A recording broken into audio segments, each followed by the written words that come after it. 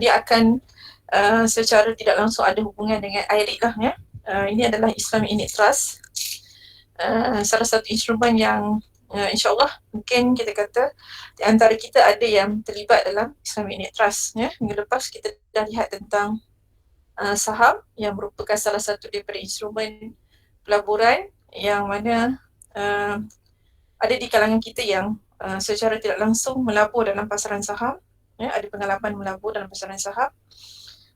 Namun hari ini kita nak lihat kepada Islamic Unit Trust, salah satu daripada instrumen pasaran wang dan pasaran modal Islam yang mana saya anggap bahawa Islamic Unit Trust ini merupakan instrumen yang mana modal yang diperlukan tidaklah terlalu besar.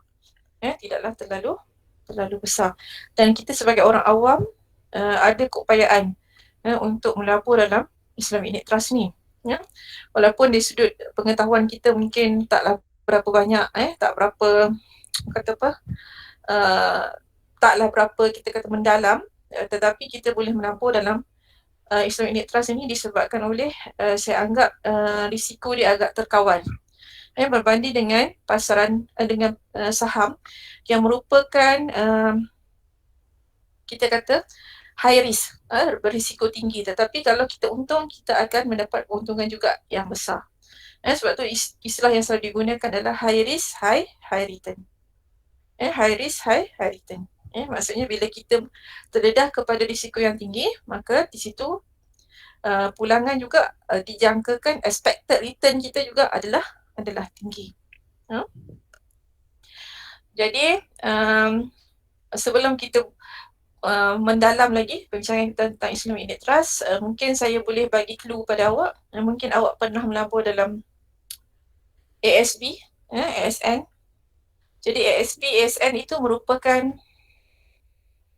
dalam kategori unit trust. Dalam kategori unit trust. Ataupun dalam bahasa Melayunya dia panggil well known, memang orang akan sebut unit trust lah. Ataupun unit trust. Tapi kalau dalam bahasa Melayu selalu orang sebut amanah saham untuk konvensional, saham amanah untuk Islamik. Tu kata balik Amanah saham untuk konvensional, yang digunakan. Saham amanah untuk yang Islamik. Kalau tak ingat, tulis. Susah. Hari ni kita nak ingat tu susah. Sebab apa? Banyak benda yang kita terdedah, mungkin hari ni ingat, esok lupa. Yang Islamik kita panggil saham amanah. Yang konvensional kita panggil amanah saham. Okey, di sini saya cuba untuk highlightkan apakah sebenarnya yang dimaksudkan sebagai Islamic Unit Trust. Islamic Unit Trust ini adalah pelaburan kolektif yang mengumpulkan simpanan para pelabur yang mempunyai objektif yang sama dalam satu tabung khas. Diuruskan oleh pengurus dana profesional ataupun dalam bahasa Inggerisnya dipanggil sebagai Professional Fund Manager. Professional Fund Manager. Okey, wang tersebut setelah dikumpulkan dalam satu tabung khas, kemudian dilaburkan dalam pelbagai portfolio. Portfolio ni maksudnya macam kita kata bentuk lah. Jenis-jenis lah. Jenis-jenis pelaburan yang pelbagai. Yang mana mungkin pelaburan itu dalam bentuk yang kita laburkan itu adalah dalam bentuk security. Iaitu bil-bil perbendaraan, bil-bil kerajaan dan sebagainya. Dan aset lain. Aset lain ni maksudnya kemungkinan juga pelaburan itu difokuskan kepada hartanah. Mungkin. Tapi tidak menjadi kewajipan. Mengikut objektif pelaburan. Apa objektif pelaburan? Maksudnya yang perlu menggariskan, yang perlu digariskan adalah objektif pelaburan. Siapa yang nak gariskan objektif pelaburan ni? Pengurus dana lah. Jadi dia tak boleh buat keputusan sendiri. Dia kena ada dia kena dia kena exposekan apakah matlamat pelaburan dia. Jadi bila kita nak melabur, kita dah tengok dah matlamat pelaburan tu apa. Kemudian kita bersetuju. Bila kita dah bersetuju, barulah kita boleh melabur dalam instrumen tersebut. Kemudian objektif pelaburan, sebagaimana yang dibenarkan di bawah garis panduan dan peraturan Suruhanjaya Sekuriti dan juga patuh syariah. Maksudnya objektif yang digariskan itu adalah selarilah dengan garis panduan yang dikeluarkan oleh Suruhanjaya Security, dan yang paling penting adalah patuh syariah. Jadi daripada definisi ini kita boleh keluarkan beberapa perkara penting, iaitu pertama, awak tulis dalam buku awak, pelaburan kolektif. Kolektif ni maksudnya kita kumpulkan sekali, ya. Bila ikhwan melabur, kita kumpulkan sekali dalam satu tabung. Anis buat pelaburan, kita kumpulkan sekali. Fahim buat pelaburan, kita kumpulkan sekali. Zawin buat pelaburan, kita kumpulkan sekali. Nur Aidah buat pelaburan, kita kumpulkan sekali. Jadi kita kumpulkan sekali dalam satu tabung khas. Sebab tu dipanggil sebagai pelaburan kolektif. Tetapi siapa yang menguruskan dana kita tadi? Yang menguruskan dana kita itu adalah pengurus dana profesional. Orang yang menguruskan dana secara profesional, bermaksud dia ada capability, dia ada kebolehan, dia ada kelayakan, dia ada pengetahuan untuk menguruskan dana tersebut. Okay, jadi saya harap perkara-perkara penting ini awak dapat highlightkan dalam buku nota awak. Kemudian contohnya saya sebagai pengurus dana profesional, awak dah letak dah pelaburan itu dalam satu tabung khas. Semua dikumpulkan sekali di tabung khas. Saya adalah pengurus dana profesional. Bila saya dapat dana tu, apa yang saya buat? Saya akan melaburkan dana yang terkumpul dalam tabung khas itu pada kepelbagaian portfolio. Apa maksud portfolio sini? Maksudnya bentuk. Ada yang saya laburkan dalam instrumen ataupun pelaburan yang mempunyai risiko yang tinggi. Ada yang saya laburkan dalam pelaburan yang berisiko yang rendah ataupun yang sederhana, mengikut objektif yang telah digariskan. Kalaulah contoh sekarang ni, saya highlightkan apa objektif dana ni. Saya kata dana ini adalah bermatlamat untuk dilaburkan ke dalam pelaburan yang berisiko tinggi, contoh. Okey, daripada dalam kelas awak ni mungkin 15 orang je yang suka risiko tinggi. Jadi 15 orang je lah yang melabur dalam dana tu. Okey, saya pun uruskanlah. Saya laburkan dana yang terkumpul itu ke dalam saham tu, saham A, saham B, saham C. Apa lagi instrumen-instrumen pelaburan lain yang berisiko tinggi saya labur. Kemudian saya isu pula ataupun terbitkan pula Islamic Unit Trust yang lain. Tapi matlamat dia saya gariskan adalah pelaburan berisiko rendah. Jadi separuh daripada kelas awak sukakan pelaburan berisiko rendah. Awak pun melaburlah dalam tu. Jadi saya uruskan ikut matlamat yang telah digariskan.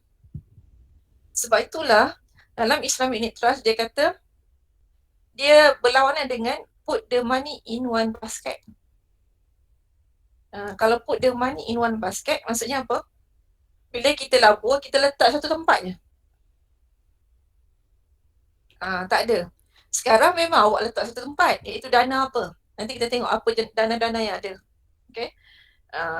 Contohnya awak letak dalam dana etikal, public bank. Okay, itu nama dana. Tapi saya jadi pengurus profesionalnya. Jadi saya akan pastikan dana itu dilaburkan dalam kepelbagaian portfolio selari dengan objektif yang telah digariskan. Boleh faham tak? Boleh, Puan. Okay. Dan untuk pengetahuan awak, saya tak mention kat situ dia ada tempoh matang. Hadi, kalau saya tak mention kata tak ada tempoh matang, maksudnya apa? Dia instrumen equity ke instrumen hutang? Instrumen hutang, Puan. Saya ada mention tak kat sini dia ada tak tempoh matang? Tak ada kan? Tiada equity. Okay, jadi kalau saya mention tiada, maksudnya saya tak mention pun tempoh matang, maksud di situ adalah dia adalah instrumen equity. Seperti mana? Saham. Sebab saya tak mention, kalau saya kata okey, tempoh matang dia mungkin setahun, tempoh matang dia 2 tahun, 3 tahun, kat situ awak dah faham dah, itu adalah instrumen hutang. Okey, sekejap saya tengok. Okey, ini adalah struktur ataupun kita boleh gambarkanlah sedikit sebanyak macam mana kita panggil modus operandi. Tajuk apa ni? Struktur ataupun modus operandi Islamic Unit Trust. Okey. Okey. Ni dana unit trust. Dana unit trust. Ya. Pemegang unit ni maksudnya orang yang melabur lah. Pemegang unit maksudnya pelabur lah. Okey. Okey. Bila pemegang unit ataupun pelabur meletakkan dana ataupun melabur dalam dana unit trust tadi. Tadi saya kata dana tu dana itikaf. Tak apalah kita letak nama kita lah. Saya suka letak AA macam tu je. Contohnya kita kata dana AAA. Okey. Okey, dana AAA. Kita ni dana unit trust ni nama dana AAA. Jadi pemegang unit ataupun pelabur dia akan labur lah dalam dana AAA ni. Daripada dana ini apa-apa yang kita nampak kat sini. Kat sini dia sebutlah penyumbang dana, dana dikumpulkan. Tu siapa yang nak mengurus dan menjaga ni? Dia adalah syarikat pengurusan unit trust. Maksudnya syarikat pengurusan unit trust ni maknanya dia boleh jadilah biasanya fund manager lah pengurus dana profesional ni sini. Kemudian di situ juga ada surat ikatan amanah. Maknanya pengurus dana ini ada terikat dengan surat ikatan amanah untuk mentadbir dan menguruskan dana itu dengan sebaik yang mungkin. Sebab apa? Sebab di sini kalau tak diuruskan dengan sebaik yang mungkin, maknanya dia dah breach objektif dia lah, breach kontrak lah, maksudnya langgar kontrak ataupun tidak menepati kontrak yang sepatutnya. Selain daripada pengurus unit trust juga, selain daripada pengurus unit trust juga, kita ada dia entiti yang berlainan. Salah saya tadi, saya sebut tadi salah. Syarikat pengurus unit trust ni satu entiti, satu institusi yang lain, manakala pemegang amanah ini adalah institusi yang lain. Sebab apa kita kena ada pemegang amanah? Sebab kita nak pastikan bahawa syarikat unit trust ini mengikuti apa yang telah diletakkan sebagai objektif dan sentiasa memastikan bahawa kita panggil hak pemegang unit ataupun penyumbang dana ini terpelihara lah. Jangan pula syarikat pengurus unit ni dia ataupun kita kata pengurus profesional dia mentadbir ikut suka hati dia je. Dia kata sebab dia nak dapatkan fee yang tinggi dia urus macam ni. Tapi kadang-kadang dia abaikan tentang amanah dia ataupun dia abaikan tentang objektif yang di-highlightkan ataupun yang diketengahkan dalam dana tersebut. Jadi perlu ada apa yang dipanggil sebagai institusi yang bertindak sebagai pemegang amanah. Kenapa wujud pemegang amanah? Sebab nak jaga hak. Hak siapa? Hak pemegang unit. Sebab untuk pengetahuan awak, pemegang unit ni tak di sudut keterlibatan dia nak pastikan syarikat pengurus dana ni buat seperti mana yang sepatutnya, mungkin dia tak ada kuasa. Jadi siapa yang bertindak on behalf dia, bagi pihak dia untuk pastikan hak-hak dia terpelihara adalah institusi yang bertindak sebagai pemegang amanah. Okey.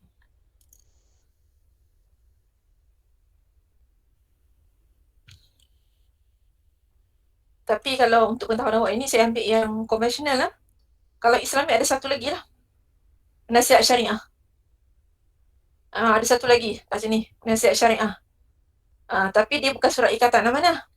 Dia bertindak sebagai memastikan bahawa pengurus dana profesional akan bertindak ataupun bertindak untuk menguruskan dana selain daripada memenuhi objektif yang telah digariskan adalah untuk memastikan bahawa pengurusan dana itu patuh syariah. Okey. Di sini kita lihat pihak-pihak yang terlibat. Who are the main players? Who are the main players? Apa kita kata pemain-pemain utama ataupun kita kata pihak-pihak yang memainkan peranan dalam Islamic Unit Trust ni? Okey. Sini kita ada 4 pihak yang saya gariskan, iaitu pemegang unit ataupun pelabur, pemegang amanah, syarikat pengurusan dan penasihat syariah. Tadi saya dah tunjuk pada awak gambar tadi, tu tadi kita nampak dah. Siapa pemegang unit? Ini adalah mereka yang melabur lah. Macam tadi saya highlightkan awak sebagai pelabur. Okey. Kemudian pemegang amanah. Siapa pemegang amanah? Dia mestilah menjaga kepentingan awak ataupun pemegang unit dan memastikan bahawa syarikat pengurus dana tadi ataupun syarikat pihak pengurusan profesional tadi ataupun syarikat pengurusan tadi mematuhi garis panduan yang telah ditetapkan oleh SC dan juga memastikan objektif yang di-highlightkan itu dilaksanakan dan menjaga hak pelabur lah. Memastikan hak-hak pelabur itu terpelihara kan. Kemudian syarikat pengurusan pula, apa tugas dia? Tugas dia adalah dia adalah syarikat yang diamanahkan untuk melaburkan dana seperti mana yang telah digariskan dan patuh syariah. Penasihat syariah, dia memberi nasihat berkaitan dengan syariah, memastikan pengurus dana profesional menjalankan operasi, menjalankan pentadbiran dia, menguruskan dana pelaburan itu patuh syariah. Pastikan melabur dalam instrumen-instrumen yang patuh syariah. Jangan sebab nak untung maka dia laburkan juga dalam instrumen yang tidak patuh syariah. Okay.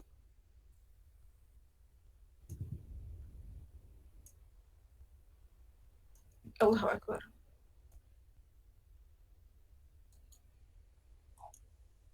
Yeah.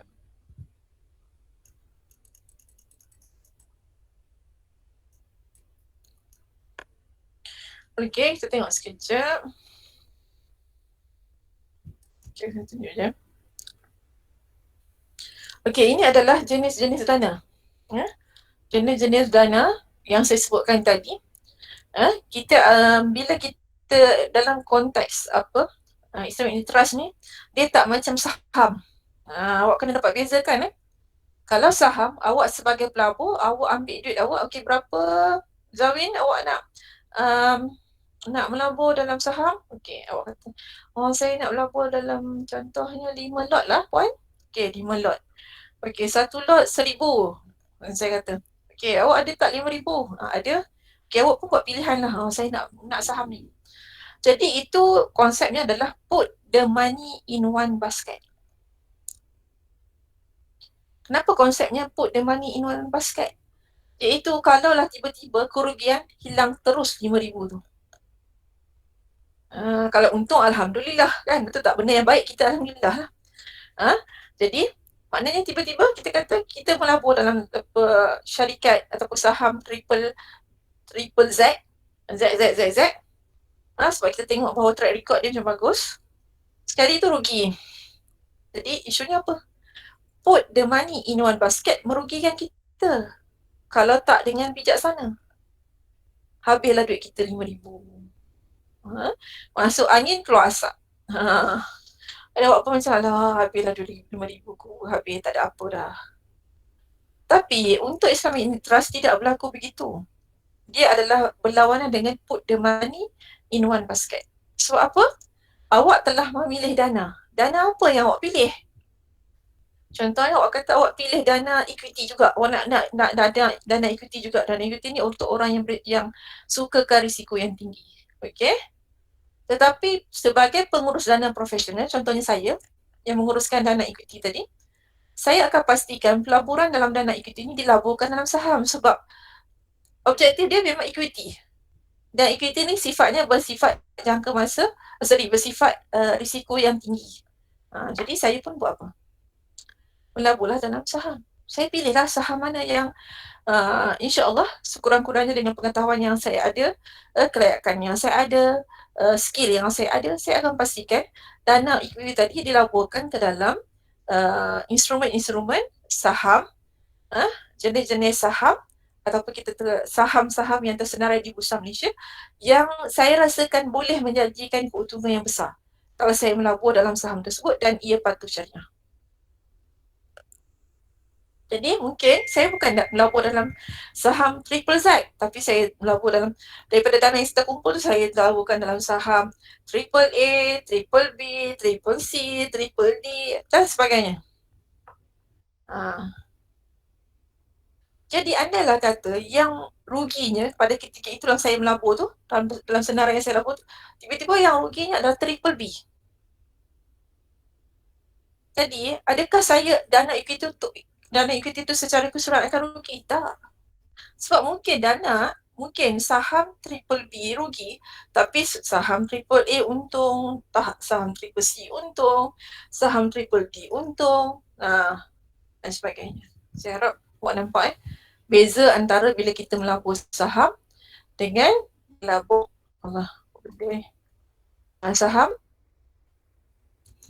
saham dengan Islam Unit Trust. Okey. Itu dana equity. Maksudnya masih lagi mempunyai risiko tinggi lah sebab dia fokus pada saham kan.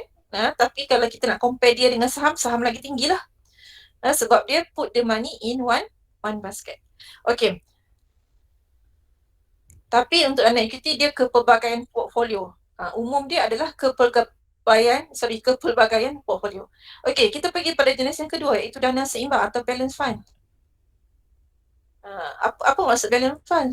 Ia maksudnya imbangan antara dana pertumbuhan dan dana bond atau sukuk dengan nisbah hampir 50-50. Dia nampak di sini bahawa disebut tadi dana pertumbuhan. Dana pertumbuhan tu maksudnya masih ada lagi kita kata risiko. Risiko yang sederhana digabungkan dengan risiko yang rendah iaitu sukuk. Sukuk ni dia ada tempoh matang. Jadi dia adalah instrumen hutang. Dan dia ada, kita kata instrumen hutang, dia ada tempoh matang.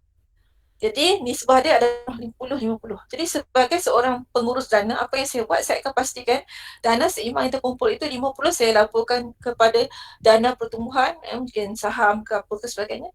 Tapi selebihnya juga saya akan laporkan dalam pasaran sukuk ataupun bond Islam. Jadi mengurangkanlah risiko nak mengalami kerugian. So apa sukuk? Risiko dia adalah rendah. Okay, kita pergi yang ketiga. Okay, dana pasaran wang, money market fund. Okay, kita dah belajar dah tentang instrumen pasaran wang. Dan awak lihat kebanyakan instrumen pasaran wang adalah kebanyakannya adalah hutang. Kecuali mudharabah interbank investment dan sebagainya, itu adalah bentuk yang kita kata ada perkongsian lah. Nama pun mudharabah interbank.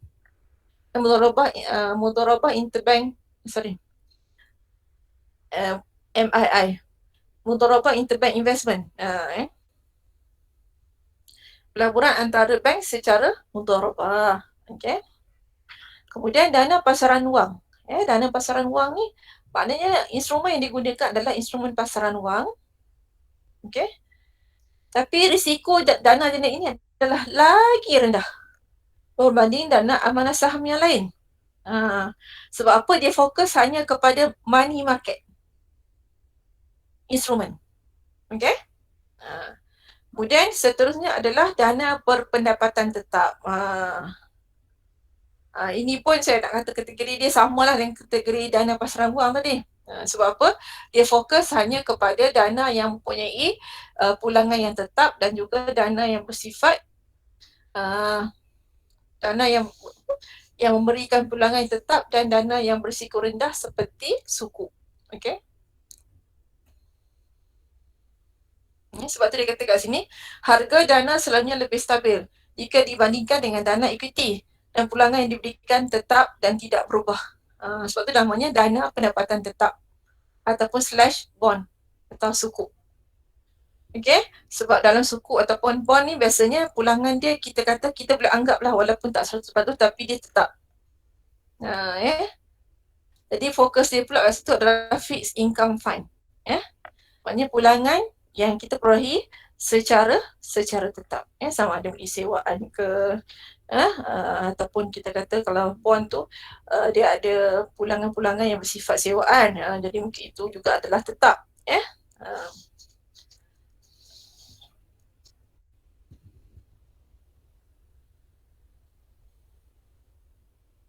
Okay. Apa lebihnya kita melabur dalam Islam Unit Trust?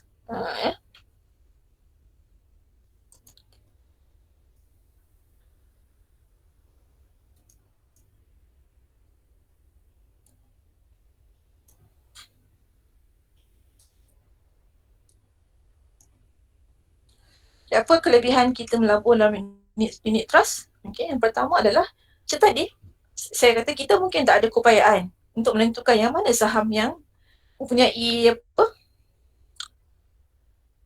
potensi yang tinggi untuk menghasilkan keuntungan. Tapi saya sebagai pengurus dana profesional mungkin ada keupayaan tersebut. Contohnya. Tadi satu lagi adalah kos pengurusan yang rendah.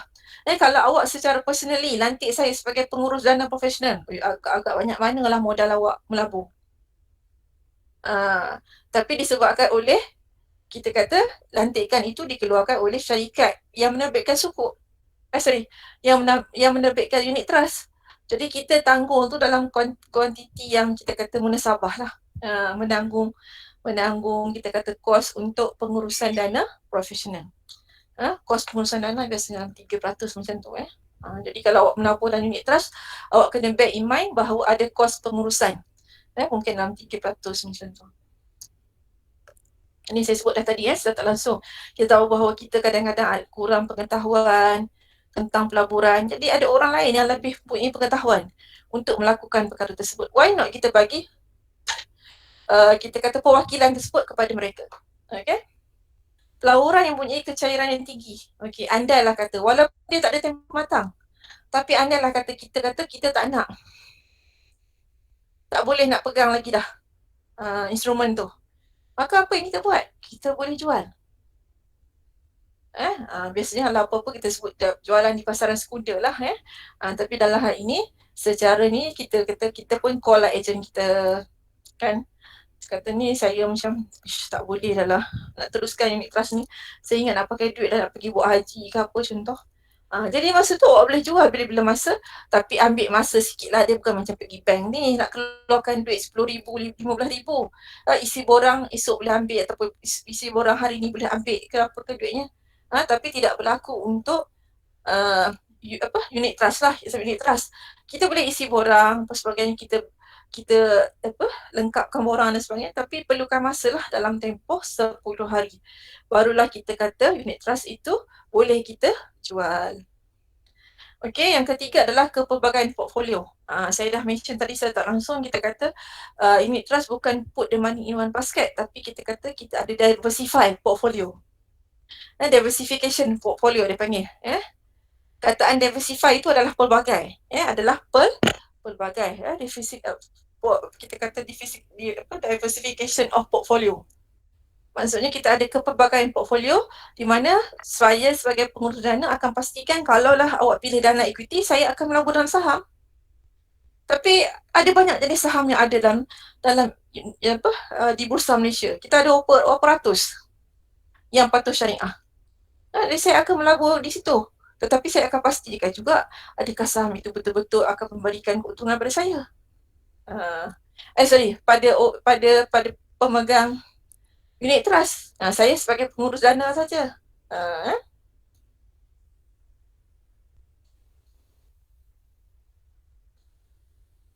Itu maksudnya kepelbagaian portfolio. Jadi nak elak rugi samalah. Sebab kalau kita rugi satu bahagian. Kita ada 9 bahagian lagi. Contoh, okey, yang terakhir sekali adalah mampu milik.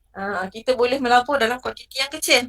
Sebab tu kita lihat bahawa kalau awak melabur dalam SB, SN dan sebagainya, awak akan dapati bahawa awak hanya melabur dalam berapa puluh ringgit je, berapa ratus ringgit je. Tapi awak boleh melabur untuk untuk amanah saham Bumi Putra ataupun amanah saham nasional. Itu untuk yang biasa awak sebutlah. Tapi kita kata hari ini kita akan dapati bahawa banyak lagi banyak lagi Islamic Unit Trust yang patuh syariah. Okey, saya berhenti setakat ni untuk yang topik ni. Nanti mungkin kawan awak yang bentang lagi akan boleh explore lebih jauh tentang Islamic Unit Trust. Tapi saya nak tunjuk pada awak satu kita panggil dokumen yang highlightkan tentang siapa fund manager dan siapa unit trust apakah yang dikeluarkan dalam bagi institusi tersebut, ditawarkan kepada orang awam. Nanti kita tengok dalam satu artikel ni, ataupun dokumen yang saya akan kongsikan ni. Jadi untuk yang Islamic Trust ni saya berhenti setakat ni dulu. Kejap lagi saya tunjukkan dana patuh syariah di bawah kategori Islam Unit Trust yang disenaraikan. Tapi kalau macam saham, kita beli di Bursa Malaysia tau. Tapi yang ni kita kata biasanya orang beli secara over the counter lah, kita guna ejen untuk beli bagi pihak kita. Dan ejen yang dilantik oleh pengurus dana profesional. Okay. Sekejap.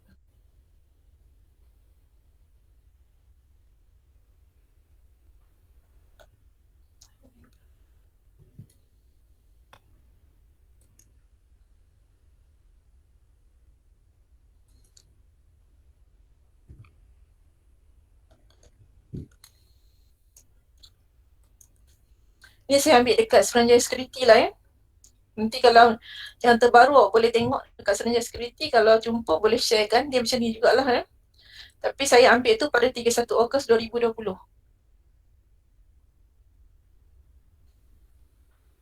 Macam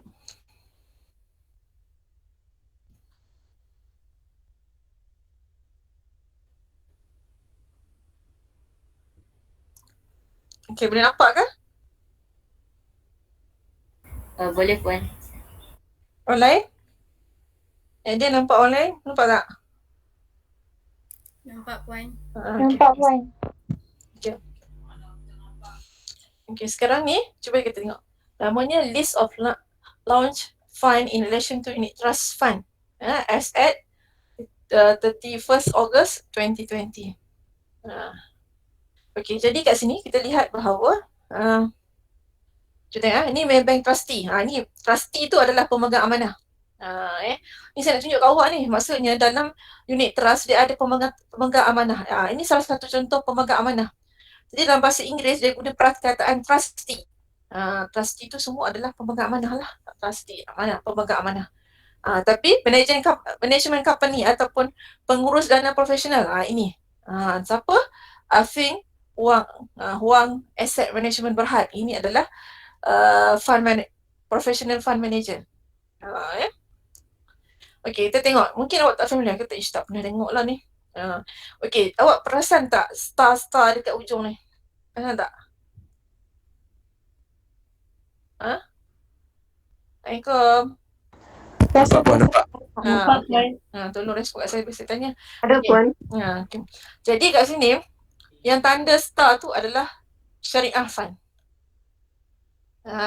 Sebab tu saya kata dekat website Serenjaya Security ke Bank Negara ni banyak maklumat yang boleh dapat. Siapa buat unit trust, cuba tengok yang terbaru. Saya ambil pada 31 Ogos. Cuba awak cari yang terbaru yang tahun 2021.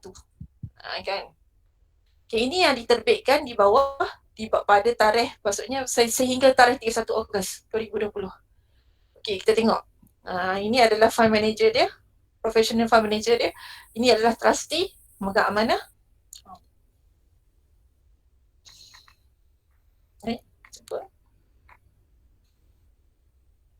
Okay, tak apalah. Okay, kita tengok ni. Ini HSBC. Okay, tak apalah, kita tengok pokok lah ada bank Islam ke. Kita tengok ya. Ni Main Bank Trustee. Main Bank Trustee banyak ni. Okay. CMB Trustee. Nanti maksudnya yang yang kita kata ini adalah sebagai pemegang amanah dia. Yang sebelah bahagian kiri, sebelah yang bahagian kanan kita yang last kali itu merujuk kepada professional fund manager. Okay, saya tengok public ethical lah. Okay, untuk pengetahuan awak, macam Amanah Saham Bumiputra, Amanah Saham Nasional yang menjadi pendukung dia ataupun fund manager dia adalah Permodalan Nasional Berhad. Permodalan Nasional Berhad. Sekejap saya nak tengok ada tak yang Amanah Hartanah ni. Sekejap ya. Syari memang tak jumpa lah. Sekejap. Main bank tadi? Bank.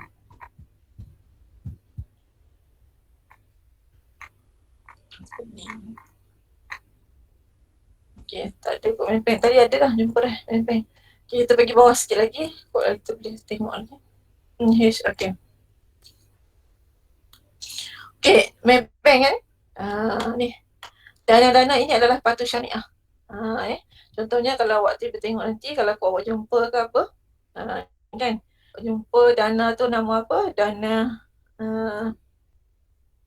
Apex Dana Alfai Sofi sebenarnya. Dia punya fund manager, bukan fund manager dia punya apa, trustee dia adalah Maybank trustee. Okay, ini adalah di bawah BNB. BNB Investment Management Berhad. Maksudnya anak syarikat apa, BNB Holding lah anak syarikat BNB Holding. Okay, salah satunya adalah ni antara kita kata dana-dana di bawah BNB Investment Management Berhad. Okay, bank, maksudnya satu grup lah dengan BNB Bank tu Bank Islam Malaysia Berhad tapi ini adalah BNB Investment Management Berhad. Okey. Cuba tengok nama-nama dana yang patuh syariah ni. Cuba tengok yang ni patuh syariah, ni patuh syariah. Banyaklah semua patuh syariah sebab apa? BNB Investment Management. Okey. Cuba kita tengok. Yang ni dia sebut BNB Growth, pertumbuhan. Dana pertumbuhan. Terus. Okey, ataupun dia sebut taktikal. Kemudian macam-macam lagi lah yang ada di bawah BNB Investment Management. Okey, cuma nanti awak cuba cari tengok. Dekat bahagian tepi ni lah kita nak tengok permodalan nasional Berhad. Fund manager dia adalah permodalan nasional Berhad. Mari saya tengok kok lah jumpa. Nak tunjuk kat awak ke? Ni kenanga investor Berhad, dia kedai Islamic Asset Management Berhad. Maksudnya ni adalah sebagai fund manager. Maybank Asset Management, Muamalat, dia ada satu kat sini. Muamalat Investment Islamic Equity Fund,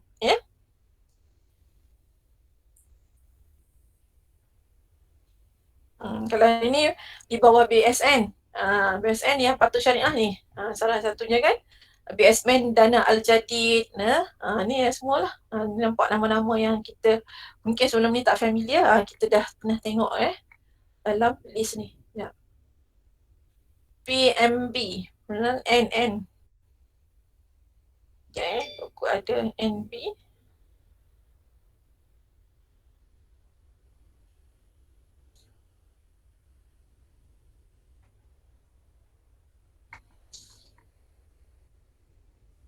Ni Public Mutual Berhad. Ini antara yang paling awal Public Mutual Berhad ni. Public Mutual Berhad ni adalah satu syarikat pengurus dana profesional di bawah Public Bank lah, seiring dengan Public Bank lah Public Bank. Okey, kita kata ni antara dana-dana yang ada, yang tak ada star tu maksudnya tak patuh syariah. Yang ada star tu patuh syariah. Ni yang saya sebut tadi. Public Ethical Fund. Itu patuh syariah. Public Islamic Bond Fund. Public Islamic Opportunities Fund. Public Islamic Mixed Asset Fund. Okay, saya nak highlight kat sini bahawa kalau kita nak buat pelaburan di bawah unit trust, tak ada masalah kita nak cari Islamic Unit Trust. Sebab apa? Kita ada cara. Cara dia tadilah. Ni. Contohlah kawan awak kata, jomlah melabur dalam unit trust. Okey, awak pun kata, boleh tak nak tanya siapa fund manager dia? Awak pun dia kata, fund manager dia Public Mutual Berhad. Okey, contoh Public Mutual Berhad. Awak kata, apa nama dia tadi? Awak pun dapatkan nama dana dia. Awak dapatkan nama dana dia. Awak pun tengok. Tak ada star pun. Tapi senang nak kenal. Di Malaysia ni memang senang nak kenal sama ada sesuatu patuh syariah ataupun tidak. Biasanya yang patuh syariah dia ada Islamik. Ataupun kalau tak ada Islamik pun dia akan guna nama Arab kat situ. Jadi kita tahulah, contohnya ni kan, macam mana kita nak tahu dia Islamik ke tak? Public Ethical. Ethical bukan tak Arab. Okay, fine. Okay, kalau tidak Public Islamic Bond. Islamik. Public Islamic Equity Fund. Sebab tu saya rasa, bagi saya lah, sebenarnya senang untuk kita tahu bahawa sesuatu instrumen tu patuh syariah ataupun tidak. Sebab di Malaysia ni dia tak boleh guna sebarangan. Kalau tak patuh syariah dia tak boleh guna nama Islam kat situ. Ni untuk yang Islam ni produk kewangan Produk kewangan Islam dia tak boleh guna. Kalau dia tak patuh syariah dia guna nama Islam tak boleh. Tapi berlainan dengan produk Maksud saya berlainan dengan produk produk makanan. Halal ke apa tak ni lah. Itu kadang-kadang contohnya orang guna burger, contoh burger hari tu pernah isu Johor ke Melaka tak ingat nama, burger Ramli. Burger P Ramli kot tulis. Adalah ejaan tu bagi nampak lain sikit Tapi dia punya daging dia apa? Daging tu lah. Tu saya kata tadi, dalam halal punya standard ataupun halal punya peraturan, dia tak ada satu restriction, satu halangan bagi produk yang bukan halal, yang tidak mendapat halal certification ataupun persijilan halal. Contohnya produk dia contoh lain, produk yang ni. Produk yang ni contoh, makanan lah kita kata. Produk ni tak dapat persijilan halal. Tapi saya CA contohnya dia letak Aminah. Aminah apa? Aminah apa spicy ke apa contoh. Kan? Jadi kat situ saya nak highlight apa? Awak dengar nama Aminah mestilah produk tu halal. Tak ada syarat tu dalam produk produk makanan ke apa-apa ke dihalang daripada meletakkan nama Islam di situ. Sebab tu dulu pernah ada isu letak nama P Ramli. P Ramli sinonim dengan orang Melayu, tapi burger awak daging dia adalah daging tu. Lepas tu bila orang marah dia kata apa? Dia kata salah ke saya nak letak nama P Ramli? P Ramli tu lah. Sebab tak ada peraturan. Saya tak highlight pun kata saya punya burger ni burger yang halal. Dia kata. Tapi telah menimbulkan satu curiga orang. Sebab bila dengar nama tu dia terbayang dah produk tu patuh syariah. Sekejap. Ni bawah siapa juga?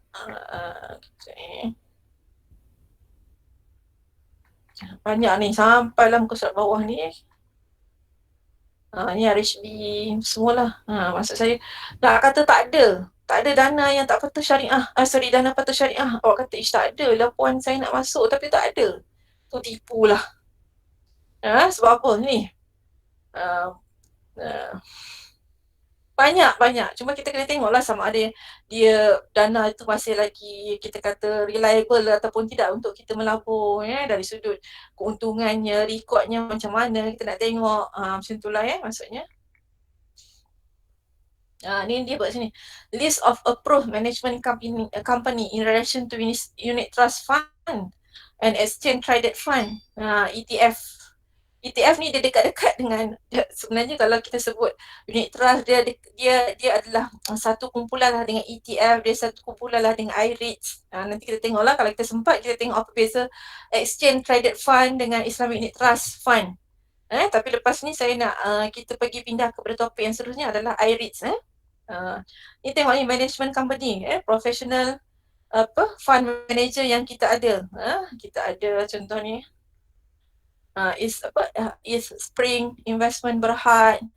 Kemudian kita ada apa lagi, Hong Leong, kita ada MB Investment Berhad, Amanah Raya Investment Management.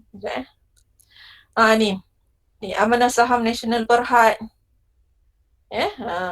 Tapi kena tengoklah adakah Amanah Saham Nasional Berhad ni nombor 4 Nak kena tengok. Saya nak tengok macam mana saya nak search ni. Control F Control F. Okay, fine. Saya nak tengok. Tadi saya tak jumpa Amanah Saham Nasional Berhad. Amanah. Kalau awak nak cari artikel benda tu, saya try kadang-kadang jadi, kadang tak jadi. Amanah Saham Nasional Berhad.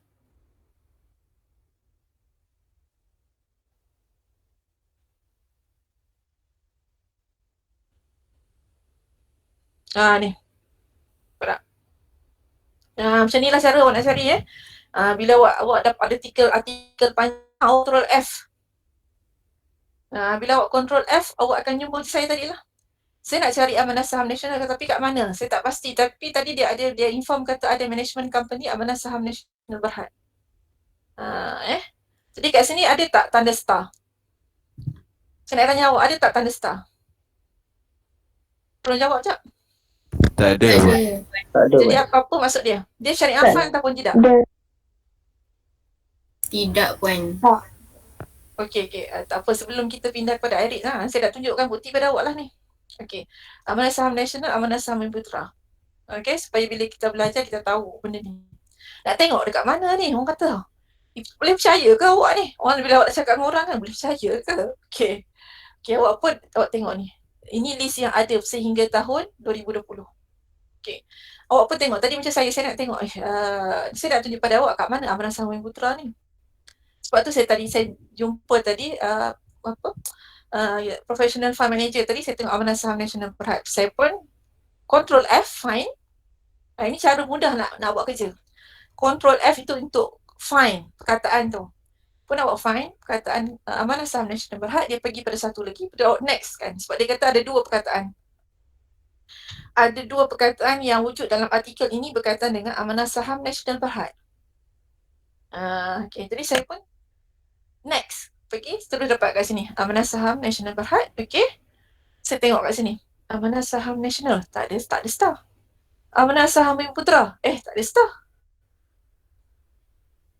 Okey, kita tengok atas sikit.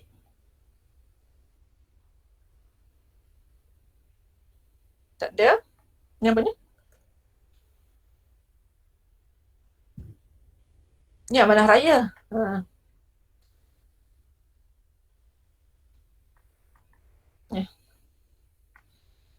Okey. Amanah saham nasional tak ada, amanah saham Bumi-Putra tak ada. Okey. Soalan saya sebelum kita beredar kepada topik yang seterusnya. Okey.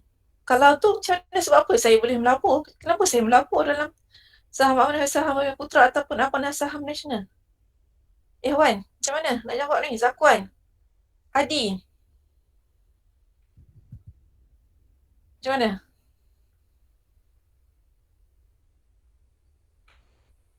Okey, saya bagi inform dulu. Syariah fund ini kenapa sesuatu tu dia ada star, dia menunjukkan dia syariah fund? Sebab dia comply dengan syarat yang kita belajar minggu lepas. Kan saya sebut security kan? Saya sebut pada awak kan security tu selain security tu umum. Di situ juga termasuk saham, termasuk instrumen-instrumen lain. Instrumen kewangan yang lain yang kita nak kategorikan dia sebagai patut syariah ataupun tidak. Dia perlu dinilai daripada penilaian mengikut dua kategori. Satu pendekatan kuantitatif, satu lagi pendekatan kualitatif. Kalau kualitatif merujuk kepada imej yang baik, kuantitatif merujuk kepada nisbah kewangan dan juga merujuk kepada aktiviti perniagaan. Jadi kalau dia comply kedua-duanya, maka barulah dia boleh dikategorikan sebagai instrumen yang patut syariah. Kalau tidak, tak boleh.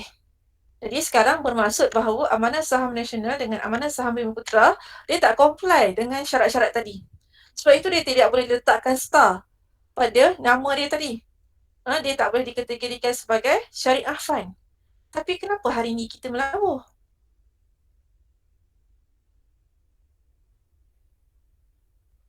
Cepat. Tak apa, cuba dulu. Nanti saya betulkan. Cepat.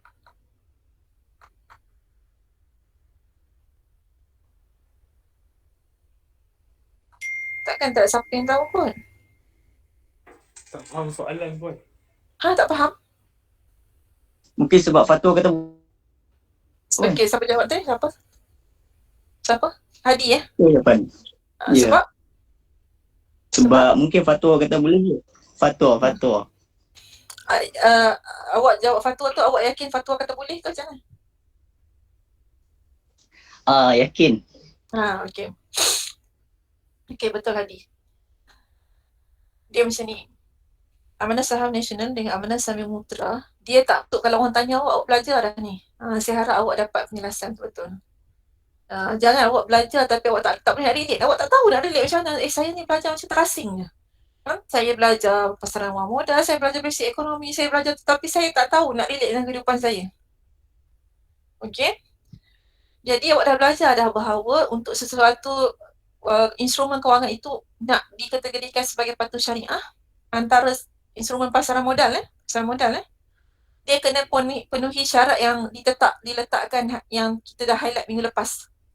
Satu, pendekatan kualitatif, satu lagi pendekatan kuantitatif. Okay. Kalau dia boleh penuhi syarat tersebut, maka kita baru letaklah title dia, okey, ini adalah instrumen patuh syariah. Bila dia dapat title instrumen patuh syariah, then tak ada masalah, labur lah. Tak ada masalah sebab orang dah kata dia, bukan orang dah kata, orang expert yang sepatutnya dah kata itu adalah instrumen patuh syariah. Tapi isu sekarang adalah amanah saham nasional dengan amanah saham Bumi Putra tak masuk kategori syariah fund. Bermaksud dia bukan satu instrumen yang patut syariah. Tetapi kenapa hari ini semua orang melabur? Tapi kenapa hari ini orang Islam melabur? Ada ustaz melabur, ada ustazah melabur. Kenapa? Takkanlah dia orang tak baca. Ataupun dia orang tak nak ikut apa yang sepatutnya. Okey, awak pun akan tertanya-tanya. Jadi jawapan kepada soalan tadi adalah disebabkan oleh fatwa. Fatwa dah kata untuk amanah saham nasional dengan amanah saham Bumi Putra ini adalah satu instrumen di mana Bumi Putra melabur dalam kuantiti yang sangat besar. Itu kebanyakannya semua orang Bumi Putra melabur dalam amanah saham nasional dan amanah saham Bumi Putra. Malah dia ada jaminan kerajaan.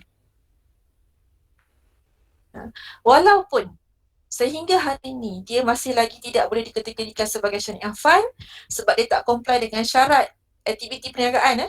Dia tak comply, bukan dia tak comply dengan syarat kualitatif, tak. Dia tak comply dengan syarat aktiviti perniagaan sebab dia melabur dalam fixed deposit yang melebihi daripada 5%.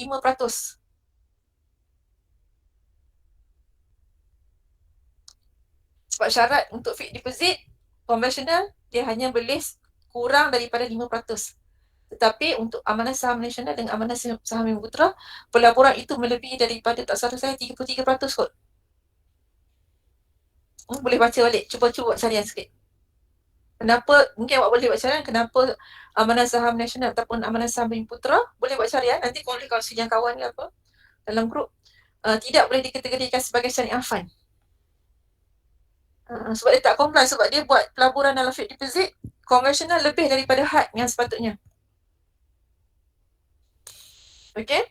Tapi kenapa dibolehkan? Fatwa kata okey sebab majoriti semua orang Islam labur dalam ni dan difatwakan bahawa untuk tujuan maslahah. Sebab bila kita bagi satu hukum kata haram untuk pelaburan tersebut, maka untuk orang yang bukan orang Islam ni, utamanya Bumi Putra ni, akan menghadapi satu bentuk kesusahan untuk pindahkan dana mereka ke dana yang lain. Dan dana yang lain tu kemungkinan besar belum ada jaminan kerajaan. Dan keuntungan pun mungkin kalau nak dibandingkan dengan ASB, SN dan sebagainya, itu adalah maksudnya lebih macam mungkin tak kompetitif lah nak dibandingkan dengan SB dengan SN. Jadi fatwa memberikan satu keputusan untuk menjaga maslahah. Jadi penyataan fatwa dia bukan kata pelaburan amanah saham Bumi Putra dengan amanah saham nasional itu adalah kerana mereka syariah fund. Bukan. Penyataannya adalah diharuskan. Penyataannya adalah diharuskan melabur dalam amanah saham nasional dan amanah saham Bumi Putra kerana maslahah. Itu saja. Dan quote and quote syariah fund tak wujud di situ. Maknanya tidak ada isu, bukan tak ada isu, tak ada di-highlightkan mereka adalah syariah fund, maka diharuskan, tak. Dia macam ni, seumpama macam ni saya bagi contoh pada awak. Andailah kita kata, okay, si A, dia masuk hutan. Dia cari makanan. Masa dia sesat dalam hutan, dia cari makanan, tak jumpa. Tak ada makanan yang halal yang boleh dia makan. Tak ada makanan yang halal yang boleh dia makan. Tiba-tiba, dia nampak satu binatang yang melintas di jalan. Maksudnya, something lah melintas, dan binatang yang melintas tu dia nampak macam contoh kita kata, walaupun kita kata lembu adalah binatang yang halal dimakan, tapi kalau dah langgar accident sebagainya tak boleh dah jadi bangkai tapi itu je yang ada. Jadi secara zat makanan ain barang tu adalah haram. Tapi makan ketika menghadapi keadaan darurat tadi, maksudnya untuk survival diharuskan. Jadi macam itulah, samalah kaedah dia. Maknanya bukan zat itu yang syariahkan, tak, tetapi atas dasar maslahah itu dibenarkan disebabkan oleh isu-isu tadilah. Jadi saya harap awak faham dan jelas. Kalau awak kata, oh maknanya kita boleh sebab tu dia patuh syariah lah. Sebab tu kita boleh. Mungkin awak boleh betulkan. Dia tak patuh syariah. Tetapi dia diharuskan dalam fatwa untuk menjaga maslahah. Dan untuk Selangor dia janji. Maksudnya Selangor dulu dia kata diharamkan. Maksudnya dia guna perkataan bukan diharam. Diharam ni nampak macam harshnya, kerasnya. Tapi dia guna perkataan tidak, diharuskan untuk melabur dalam saham, amanah saham nasional dengan amanah saham Bumiputera. Itu fatwa Selangor dulu. Tapi fatwa yang terbaru dia haruskan dengan syarat amanah saham nasional berhad, iaitu syarikat yang menguruskan dana ini dan Permodalan Nasional Berhad juga berusaha untuk memastikan pelaburan yang dalam fixed deposit yang melebihi 33% itu dipindahkan ke tempat yang lain. Dan masa itu ada. Diberikan satu masa tertentu yang kita kata yang munasabah untuk membuat perubahan tersebut. Takkanlah sampai 10 tahun tak ubah-ubah. Contohnya tak berubah. Kita haruskan sebab masalah sampailah bila-bila abadan abadah. Itu dah salah. Sebab apa? Kenapa orang lain boleh jadi syariah fine? Kenapa kita tak boleh? Kenapa kita tak berusaha? Sebab itulah selepas daripada lepas isu ni dibangkitkan, maksudnya PMB kena buat sesuatu. Punya orang yang dah ada kesedaran, dia rasa tak apalah, dia nak pergi pada dana yang lain. Dia kata dana yang lain pun ada. Dana yang lain pun keuntungannya ada, lebih. Malah lebih mungkin. Dia tak nak isu dia melabur dalam ni. Tapi kalau ada orang melabur bukan salah sebab fatwa dah kata boleh. Saya awak kata, kenapa dia buat? Saya awak pandai awak ni pula ban ataupun kutuk orang-orang yang buat pula. Tak, dia berpegang pada fatwa, tak ada masalah. Nanti kita harapkan fatwa itu memberi satu momentum lah kepada pihak yang menguruskan dana ini untuk cepat-cepat untuk cepat buat apa?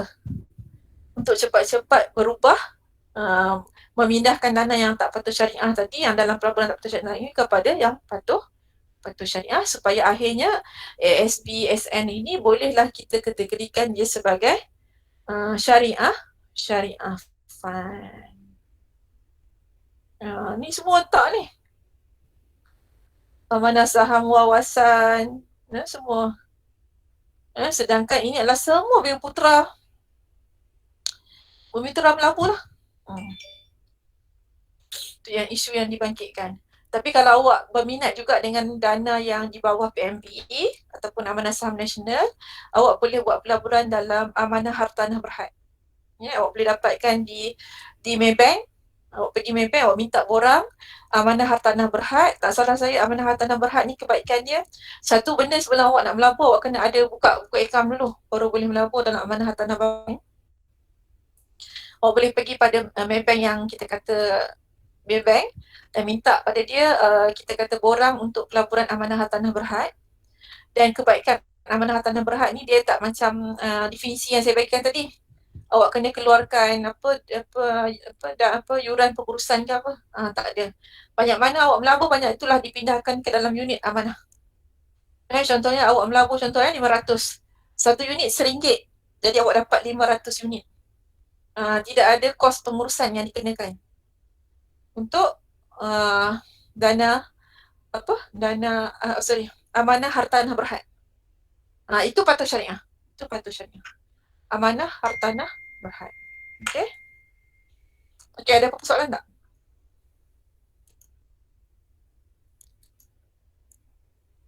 Boleh faham tak? Puan.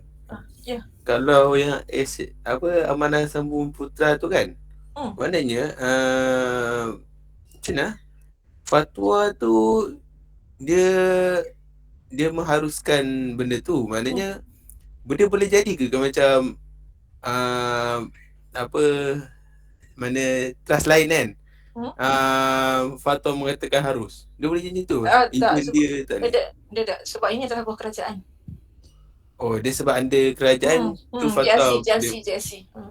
Dan mostly Bumi Putra semua melabur dalam dana ni.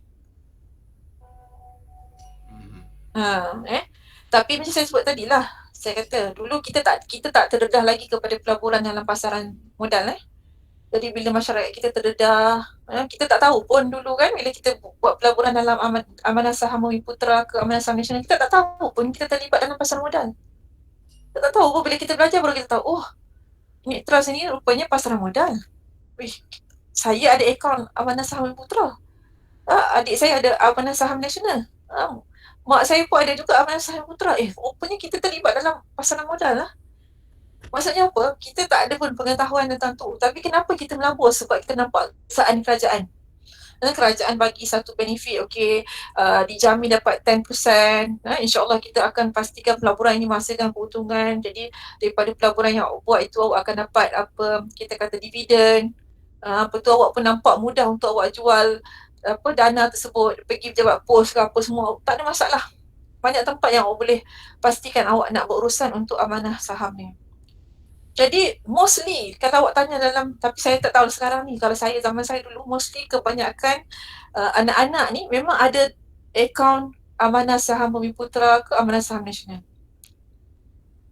Jadi dulu pernah ada isu bila Selangor haramkan tu, dia tak guna perkataan haramkan, dia guna perkataan tidak diharuskan untuk melabur dalam SB dan SN kerana dana ini adalah bukan dalam kategori syariah fund seperti mana yang telah diputuskan oleh Majlis Penasihat Syariah Suruhanjaya Security. Pernyataan itu diberi macam tu.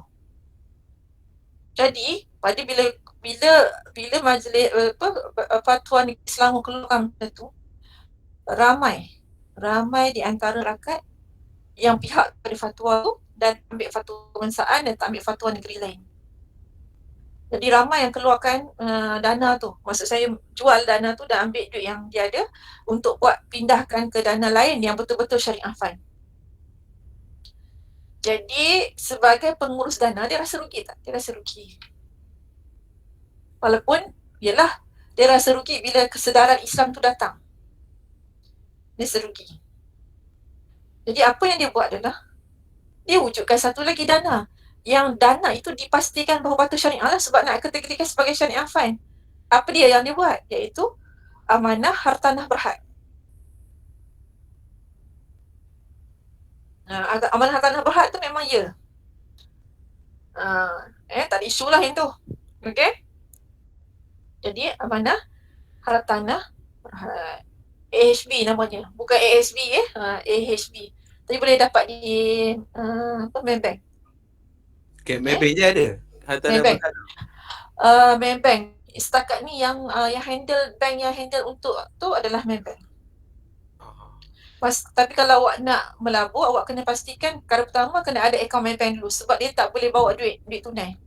Dia kena transfer daripada akaun Maybank ke dana tu. Minimum tak salah saya 500 boleh. Lepas tu minimum yang selepasnya itu 100 pun tak apa, apa-apa tak apa. Lepas tu awak akan dapat dividen lah. Dividen diberi 1 tahun 2 kali. Jadi saya galakkan lah walaupun slow-slow lah, buat sikit-sikit dulu. Buat sikit-sikit. Jadi tapi kena pastikan buka akaun kena ada. Saya ni itulah isu dia. Masa awal-awal dia buka dulu saya buat juga. Tapi bila dia kata tak boleh tak pindah kalau tak ada buku. Saya dulu ni memanglah kita dulu saya orang lain mungkin taklah macam awak taklah awak ada online punya bisnes apa, saya banyak guna bank Islam. Jadi tiba-tiba dia kata tak boleh nak pindah nak buat investment kecuali dengan buka akaun. Buka akaun Maybank pula dia payah. Nak kena dapatkan verification lah, kita staff mana lah apalah. Macam awak bawa kad ni je, bawa kad pelajar. Dan bukti awak sebagai seorang pelajar, awak bolehlah buka akaun Maybank. Okay. Jadi saya harap awak dapat sesuatu sebab bagi saya orang yang belajar dia kena tahu. Bila dia tengok tadi awak dia nampak. Okey, rupa-rupanya SPSN ni sebenarnya macam awak baca artikel, oh betul lah dia bukan syariah fund. Tapi kenapa kita boleh melabur? Jadi jangan ban cepat-cepat. Oh ada fatwa. Okey, fatwa tulis macam mana? Okey, cubalah tengok fatwa Selangor, fatwa kebangsaan. Biasa fatwa ni tak detail sangat. Tapi boleh cuba search tengok. Saya tak tahu, saya tak simpan pula fatwa Selangor yang lama. Fatwa Selangor yang lama dia mention. Dia kata sebab pelaburan untuk fixed deposit bank yang jadi pengurus dana tu, maksudnya yang menguruskan tu, fixed deposit untuk Amanah Saham Putra ni, bila kita buat pelaburan tu, dia buat pelaburan dalam fixed deposit yang konvensional. Jadi perolehan daripada fixed deposit itu bukan kurang daripada 5%. Tapi lebih daripada 33%, tak salah. Sebab syarat untuk interest perolehan masih kurang daripada 5%. Cuba tengok balik dalam perbincangan kita minggu lepas. Maksudnya kalau kita terlibat dengan interest, sebuah syarikat itu terlibat dengan interest, dia kena keterlibatan dia mesti kurang daripada perolehan dia mesti kurang daripada 5%. Kalau lebih daripada 5%, maka fund tersebut ataupun dana tersebut atau security tersebut tidak lagi boleh dikategorikan sebagai patuh syariah. Okey, boleh ke tak boleh? Boleh Puan. Okey. Boleh Puan. Okay, nampak jadi saya nak macam tu lah kalau boleh. Dan walaupun saya tak sempat nak cari benda tu, awak cari, lepas tu awak kongsikan dengan kawan-kawan awak, dia dapatlah manfaat banyak sikit, kan. Okay, sekejap, kita ada setengah jam lagi. Tak apa, saya masuk dulu sikit tentang satu lagi adalah berkenaan dengan IREITs. IREITs, Islamic Unit Trust, IREIT dengan ETF dia rangkaian. Dia berangkai. Okay, tadi saya dah sebut dah tadi Islamic Unit Trust dia adalah satu dana kolektif. Yang mana yang menguruskannya adalah profesional. Maksudnya professional fund manager yang menguruskannya dan dilaburkan dalam kepelbagaian portfolio. Okey. Tetapi berbeza dengan IREITs. Okey, sedikit saja, slightly different saja, sikit saja. Beza dia. Okey. Kita tengok sekejap. Tak ada masa lebih kurang setengah jam.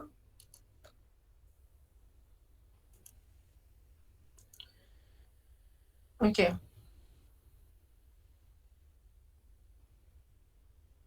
Okay, jadi bila saya sebut IREIT ni, dia seangkatan dengan Islamic Unit Trust, bermaksud dia juga adalah dana equity. Dia adalah dana equity, dia bukan dana hutang. Dia adalah dana equity, bukan hutang. Okay. Jadi kita pergi pada definisi, kita tengok sakat mana yang kita boleh ni, nanti kita sambung walaupun mungkin hari apa kita sambung sejam boleh settlekan IREIT ni. Okey, modus operandi IREITs, okey, pulangan dan risiko IREITs. IREIT yang tersenarai di Bursa Malaysia, nanti boleh siapa-siapa tengok dekat Bursa Malaysia ada IREIT yang tersenarai dan ada IREIT yang tertutup. Ni IREIT yang tersenarai ni IREIT yang dibuka kepada langganan lah.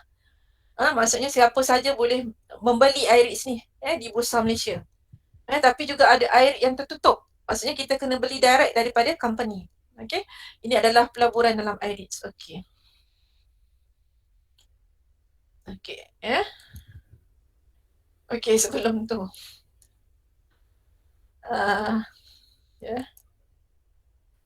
IREITs. Okay. REITs ni, Real Estate invest ni trust apa pula saya boleh lupa lah. Apa dia? Kalau REITs tu apa nama bahasa Inggeris dia?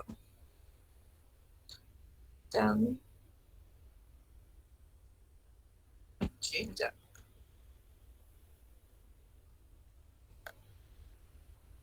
Okay, sekejap. Okay. Boleh lupa pula. Okay. Real Estate Investment Trust. T tu trust. I tu investment. Real Estate Investment Trust. Real estate tu maksudnya hartanah. Bila kita sebut apa pelaburan apa tu? Real estate. Real estate tu adalah kita melabur dalam hartanah. Tapi investment trust. Jadi investment trust ni pelaburan yang bersifat amanah. Jadi kat situ, tapi I di depan ni Islamik lah. I depan ni adalah Islamik. Okay. Okey, sekejap. Dalam bahasa Melayunya adalah pelaburan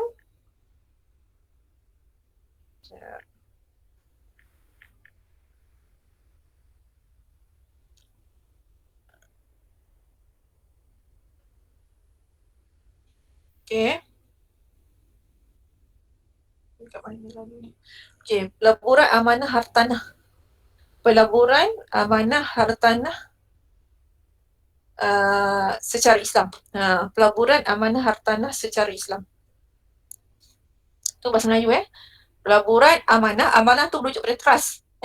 Pelaburan I tu investment Kalau bahasa Melayu ni satu terjemahan bahasa Melayu Kalau real estate tu okey, betul lah. Okey, terima kasih Nadia, tolong tulis pelaburan amanah hartanah secara Islam. Okey, kok lah nak susah sangat panjang ni tak ingat tapi tahu sebut I read. Tapi macam mana kita nak terjemah ni? Okey. Ni real estate investment trust. Jadi awak baca kena baca memanglah bahasa Inggeris dia baca terbalik-terbalik Jadi investment trust itu adalah I adalah pelaburan, T adalah trust. Jadi pelaburan amanah. I investment, T trust. Jadi pelaburan amanah. Tapi pelaburan amanah apa? Real estate, iaitu hartanah. Pelaburan amanah hartanah. I itu apa? Islami. Jadi pelaburan amanah hartanah secara Islam. Nak hafal jadi payah. Susah nak ingat, kadang-kadang jadi lupa. Jadi kena tahu cara kita nak mengingat tu macam mana. Jadi kita baca, kita tengok daripada hujung dulu. IT tu pelaburan amanah hartanah untuk real estate, kemudian secara Islam. Okay, apa maksud IREITs? Sama juga macam tadi, dia masih lagi pelaburan kolektif. Tetapi yang membezakannya adalah mestilah pelaburan itu memfokuskan kepada sektor hartanah yang mempunyai ciri yang hampir sama dengan dana unit amanah. Tadi sebut tadi sama dengan Islamic Unit Trust. Tapi fokus utama dia kena pastikan pelaburan itu dalam sektor hartanah. Okey, contohnya tadi saya kata saya pengurus dana untuk Islamic Unit Trust. Saya boleh je melabur dalam saham, saya boleh melabur dalam sukuk, saya boleh melabur dalam mana-mana instrumen yang patuh syariah. As long as patuh syariah, saya boleh. Tetapi IREIT sedikit berbeza. Iaitu kalau saya sebagai pengurus dana, saya kena pastikan bahawa saya melabur dalam fokus utama saya bukanlah saham, bukanlah sukuk, bukanlah instrumen kewangan, tetapi lebih kepada real estate. Real estate, iaitu hartanah. Kalau saya nak melabur pun dalam sukuk ataupun saham, boleh, tapi kuantiti dia mesti jangan melebihi kuantiti yang diletakkan sebagai peraturan. Tetapi fokus utama adalah real estate. Okey. Cuba tengok apa pendapatan IREITs. Okay. Pendapatan IREITs mestilah berpunca daripada aktiviti patuh syariah. Tapi bagaimana pula kalau kita kata kita melabur dalam satu sektor hartanah tapi bercampur. Bangunan tu ada digunakan untuk aktiviti tidak patuh syariah, ada yang patuh syariah. Dia bercampur aktiviti tu. Ada contohlah ada sport toto kat situ, ada apa lagi? Ada entertainment, ada panggung wayang. Macam mana ni? Jadi bagi kes pendapatan bercampur, kita bukan terlibat dengan panggung wayang. Kita bukan terlibat dengan sport toto. Tak, kita tak terlibat. Yang kita melabur dalam bangunan tu. kita beli, kita adalah salah satu pemegang saham ataupun kita kata kita melabur dalam proses pembelian bangunan tu. Dan bangunan itu disewakan kepada mana? Kepada pembuayang. Bangunan itu disewakan kepada ialah aktiviti tadi lah, macam perjudian ke apa. Okey. Jadi macam mana ni? Dia punya syarat dia adalah pendapatan tu bercampur antara aktiviti perniagaan patuh syariah dan tidak patuh syariah. Jadi hendaklah mematuhi tanda arah 20% yang telah ditetapkan oleh Majlis Penasihat Syariah MPSSC. Ini fahamkan macam ni. Okey, kita kata kita ada 15 shop lot yang ada. Contoh, ya. 15 shop lot yang ada. Semuanya okey, kita buat calculation. Kena buat calculation sikit ya.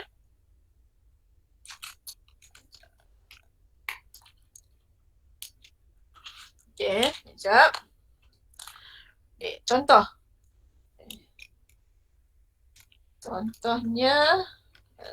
tak suka saya pakai. Okey, contohnya kita kata kita ada 15 shop lot. Bila saya buat macam tu, awak kena tulis. Baru tahu, baru ingat kan 5 shop lot. Okey.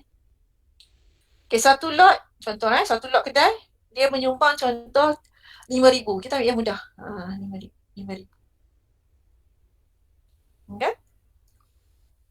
5,000 sumbangan dia. Okay, ini kita ambil contoh mudah lah. Okay, tapi daripada lot yang ada tu, 3 lot aktiviti tidak patuh syariah. Jadi satu lot 5,000, dalam 3 lot 15,000. Okay, semua ada 15 lot. Okay, cuba buat kiraan. Berapa persen kat situ sumbangan daripada aktiviti tidak patuh syariah? Berapa persen? Cepat-cepat, boleh kira tak ni? Tolong bagi respon, boleh kira tak? Ya, Puan. Try kira, Puan. Okay, cara kira dia tahu macam mana nak buat?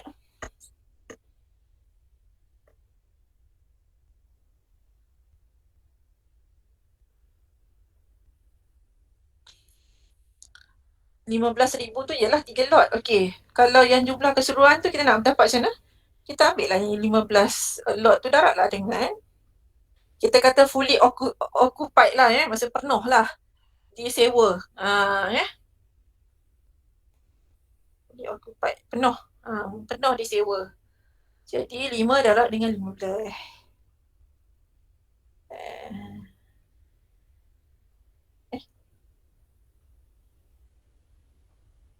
Okey. Jadi dapat berapa persen? Sumbangan daripada aktiviti tidak patuh syariah kepada yang keseluruhan. 20. 20. 20 ya, Puan. 20. Okey, sekejap. 20.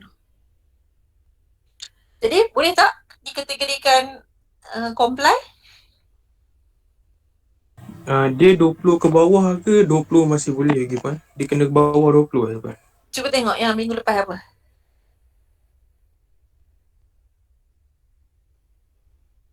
Kurang daripada 20 kan?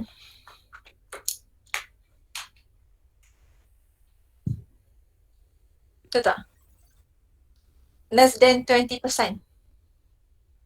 Mas less than 20%. Memanglah dia guna perkataan tanda arah 20%, tapi dia punya pernyataan dia kata dekat ayat yang kalau awak tengok dalam buku ataupun daripada apa yang saya share, cuba tengok daripada apa yang saya share pada awak yang dekat dalam list tu, list of syariah fund semua tu minggu lepas.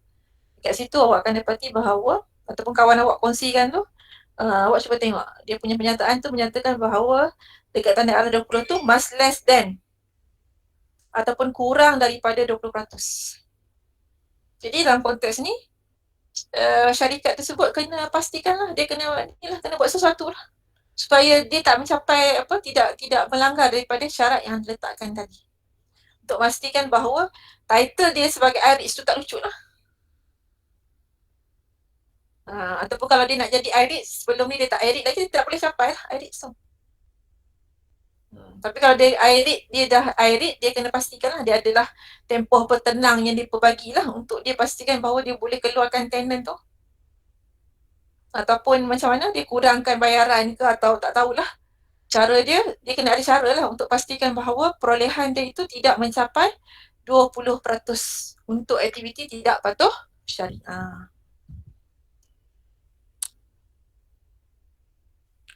Okey, ini adalah aktiviti tidak patuh syariah yang berdasarkan kepada panduan IRIS. Ni awak boleh baca. Contohnya kalau terlibat dengan riba, faedah, perjudian. Itulah maksud tidak patuh syariah tadi Tadi saya kata ada tiba-tiba ada sport toto kat situ. Betul ada pula lah entertainment pula. Kalau kita kata syarikat tu syarikat insurans pun juga tak patuh syariah. Jadi sewaan untuk syarikat insurans tu kita kena kategorikan sebagai tidak patuh syariah. Aktiviti hiburan yang tidak selaras dengan syariah. Kalau panggung wayang memang dia masuk dalam kategori ni lah. Okey. Kemudian pula ada pula yang berasaskan pada ni. Contoh. Pun tak boleh juga. Ataupun proses pembakaran jual beli security tak patuh syariah pun juga dianggap sebagai tidak patuh syariah. Perolehan daripada sewaan tersebut. Dan hotel dan rumah peranginan ni untuk yang IRIS ni masih ada. Untuk IRIS masih ada. Sebab aktiviti tak patuh syariah berdasarkan garis panduan IRIS ni, garis panduan IRIS ni dah lama sikit. Yang terbaru, hotel dan rumah peranginan dia tak masuk sekali. Dia dah dikeluarkan daripada 20%. Cuba tengok apa, kalau awak tak percaya lah. Ni kadang-kadang bila kita tengok sesuatu, bila saya cakap, awak cuba tengok kepada garis panduan yang kawan awak kongsikan tu. Supaya bila awak macam tu, awak belajar secara aktif. Faham tak? Awak belajar secara aktif.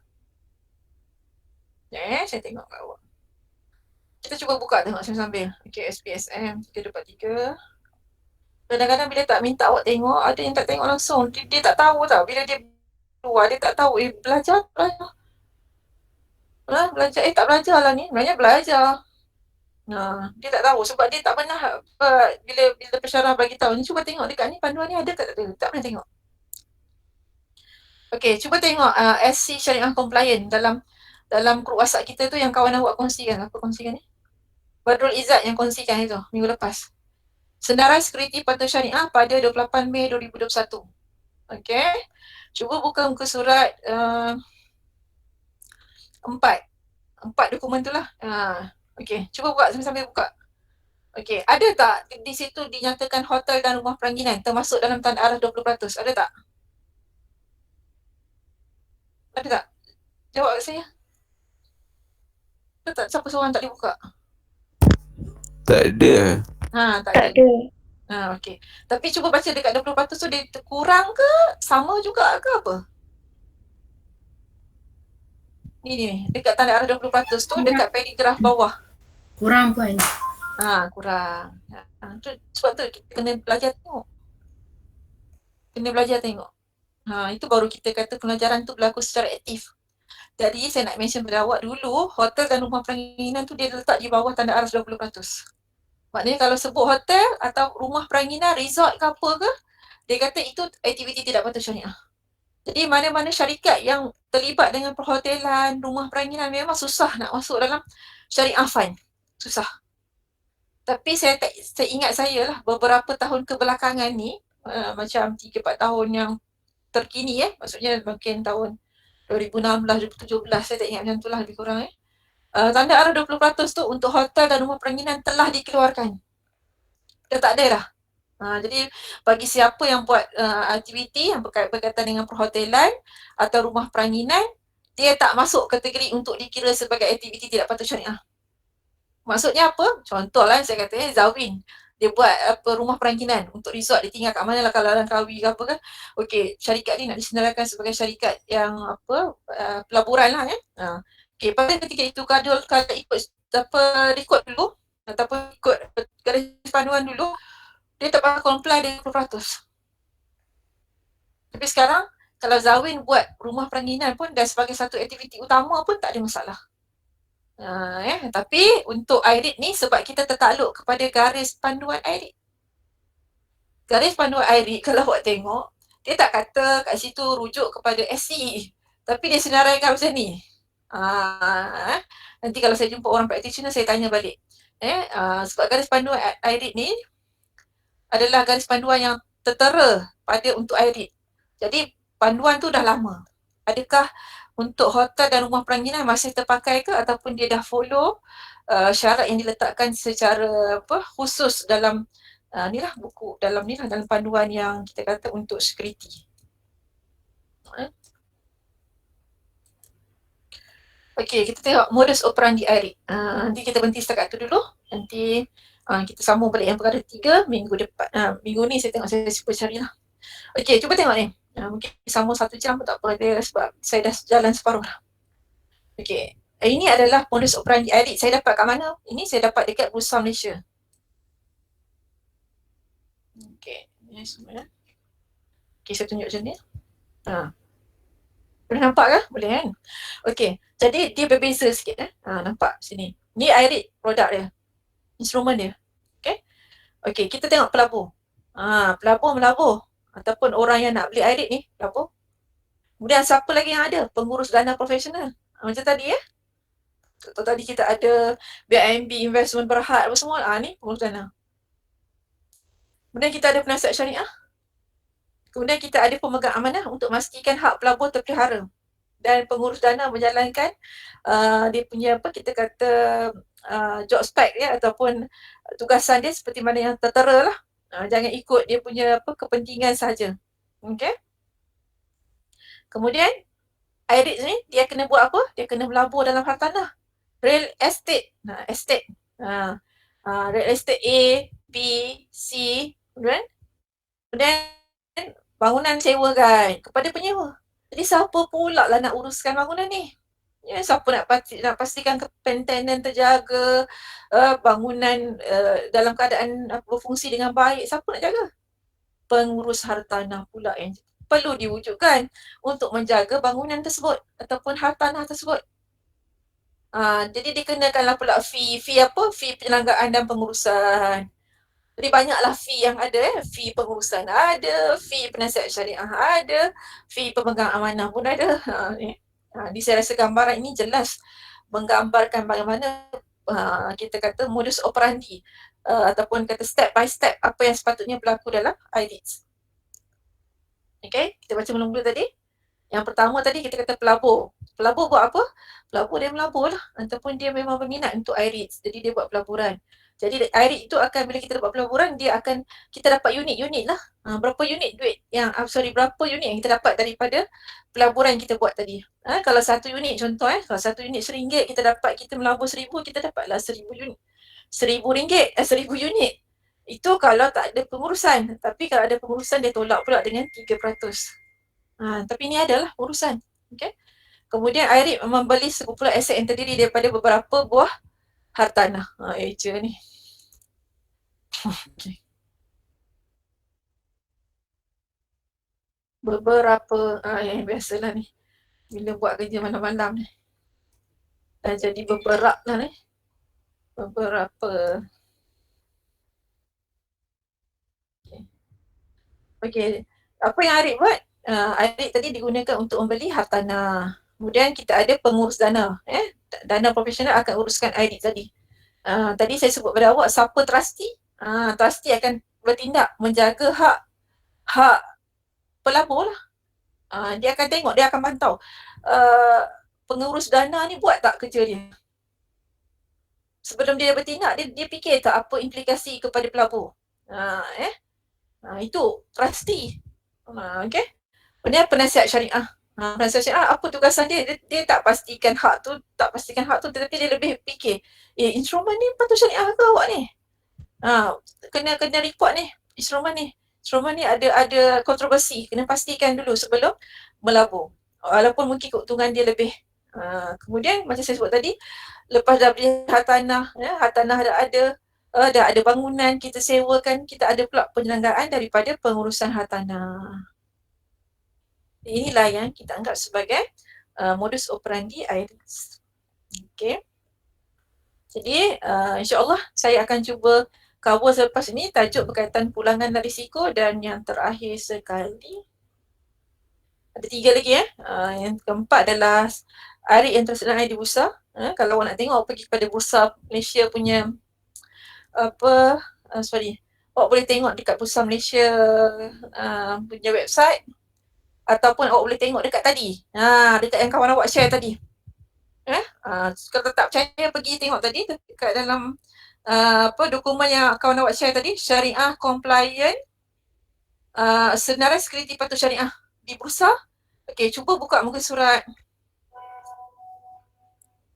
Kejap. Muka surat apa ni?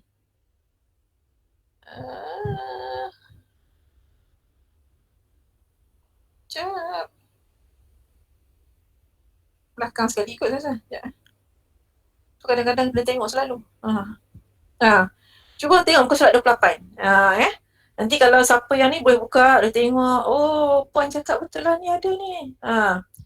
Senarai amanah pelaburan hartanah Islam dekat muka surat 28 yang tadi. Yang kawan awak share tadi, SC Syariah Compliant tadi. Yang Izzat, Badrul Izzat sharekan tadi. Okey, senarai amanah pelaburan hartanah Islam yang disenaraikan di Bursa Malaysia. Okey, sama tak dengan saya tulis saya? Ada Al-Aqar Healthcare, ada As-Salam REIT, ni ada Aziz REIT, kemudian ada KLCC, Property REITs. Ini adalah yang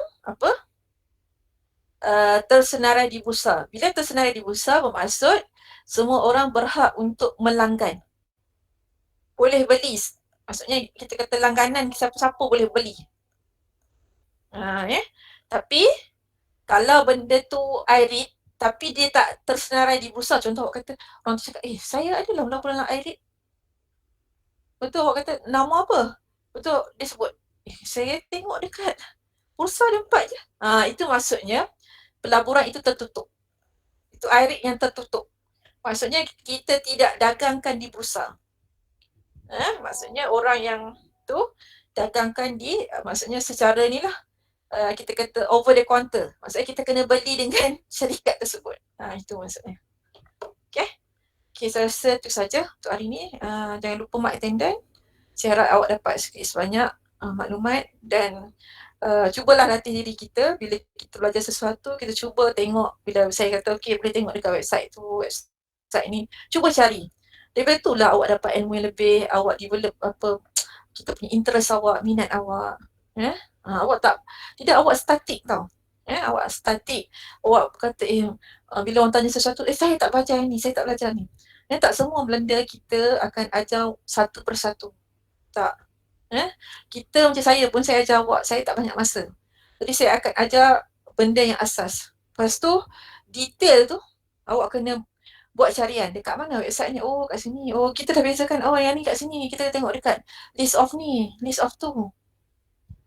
Jadi, peminat awak tu awak sendiri yang kena develop. Tapi beza kita dengan orang lain adalah curiosity kita. Curiosity kita tu maksudnya perasaan ingin tahu kita tu. Kita kena develop. Macam awak tengok, macam contohlah ni bagi saya contoh benda tak elok lah saya sebut. Contohnya awak kata gosip berkaitan dengan artis. Letak tiba-tiba timbul dekat surat khabar. Atau surat khabar awak punya Facebook awak viral. Dia tulis, seorang artis sekian-sekian. Siapa tu? Itulah perasaan curiosity. Awak pun cari info sampai awak jumpa kepada jawapan. Oh, si A ni. Nampak tak? Macam tu juga bila kita belajar. Kita kena tingkatkan rasa curiosity kita terhadap sesuatu perkara yang baik. Barulah kita dapat lebih daripada orang lain. Dan kena ingat, ilmu itu bukan setakat nak periksa. Bukan setakat nak periksa. InsyaAllah Allah akan bagi lebih. Kalau niat kita betul. InsyaAllah. Okay, saya rasa itu saja. Ada apa soalan? Sekejap. Saya dah beritahu kan bila kita nak buat presentation ni? Tengok balik arahan saya. Rabu ni. Rabu ni. Ada siapa-siapa ada masalah ke? Maksud saya dia punya bahan dia. Tenang je kan, semua benda-benda biasa je. Puan. Tanya, Rabu ni bila nak present? Okay, macam ni lah. Okay, sekarang ni saya nak bagi mudah supaya kita akan ikut kepada macam mana istilahnya? Kita akan ikut masa. Okay. Dia macam ni. Saya cantiknya macam ni. Awak buat rakaman.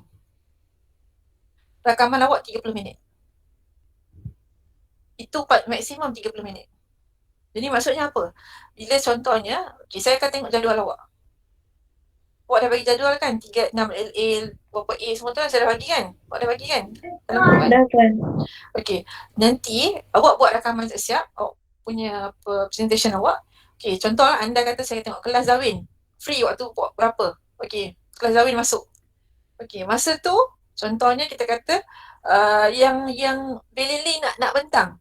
Tapi sebenarnya dah rakam dah. Okay. Zawin kata tak apa Puan. Saya punya grup. Okay. Tak apa. On. Awak punya grup tu, video awak tu di-on kan? Kemudian kita dengar awak kata, Puan, video saya 20 minit je. Tak apa, okey je. Okey, kita ada sejam. Okey. Jadi dengar dulu Zawin punya.